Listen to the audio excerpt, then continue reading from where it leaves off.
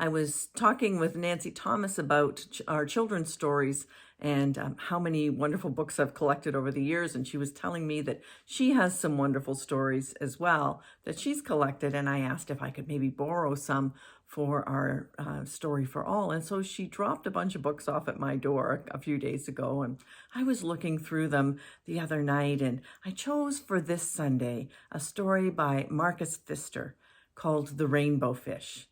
Now, the video does not do justice to the book, which is beautifully illustrated. So if you like the story, I recommend that you go out and buy the book, The Rainbow Fish by Marcus Pfister. Here's the story. I hope you enjoy it. The Rainbow Fish by Marcus Pfister. A long way out in the deep blue sea, there lived a fish. Not just an ordinary fish, but the most beautiful fish in the entire ocean. His scales were every shade of blue and green and purple, with sparkling silver scales among them. The other fish were amazed at his beauty. They called him the Rainbow Fish. "Come on, Rainbow Fish," they would call. "Come and play with us." But the Rainbow Fish would just glide past, proud and silent, letting his scales shimmer. One day, a little blue fish followed after him. "Rainbow Fish," he called, "wait for me. Please give me one of your shiny scales. They are so wonderful, and you have so many." "You want me to give you one of my special scales? Who do you think you are?" cried the Rainbow Fish. "Get away from me." Shocked, the little blue fish swam away. He was so upset he told all his friends what had happened. From then on, no one would have anything to do with the Rainbow Fish. They turned away when he swam by. What good were the dazzling, shimmering scales with no one to admire them? Now he was the loneliest fish in the entire ocean. One day he poured out his troubles to the starfish. "I really am beautiful. Why doesn't anybody like me?" "Well, I can't answer that for you," said the starfish, "but if you go beyond the coral reef to a deep cave, you will find the Wise Octopus. Maybe she can help you." The Rainbow Fish found the cave. It was very dark inside, and he couldn't see anything. Then suddenly, two eyes caught him in their glare, and the octopus emerged from the darkness. "I've been waiting for you," said the octopus with a deep voice. "The waves have told me your story. This is my advice. Give a glittering scale to each of the other fish.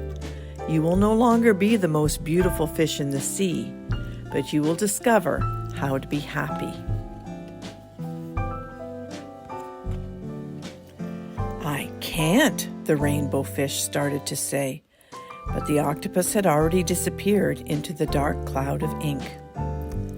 "Give away my scales? My beautiful, shining scales? Never! How could I ever be happy without them?" Suddenly he felt a light touch of a fin. The little blue fish was back. "Rainbow Fish, please don't be angry. I just want one little scale."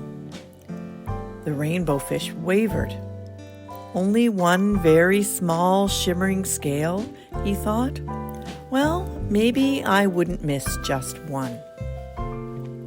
Carefully, the Rainbow Fish pulled out the smallest scale and gave it to the little fish.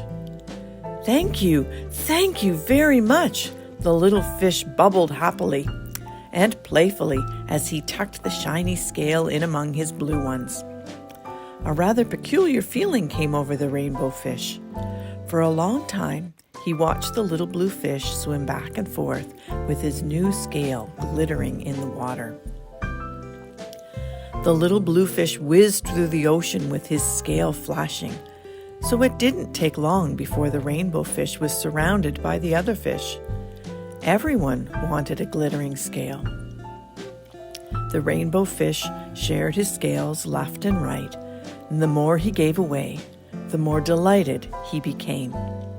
When the water around him filled with glimmering scales, he at last felt at home among the other fish. Finally, the rainbow fish had only one shining scale left. His most prized possessions had been given away, yet he was very happy. "Come on, rainbow fish," they called. "Come and play with us." "Here I come," said the rainbow fish, and happy as a splash, he swam off to join his friends. The end.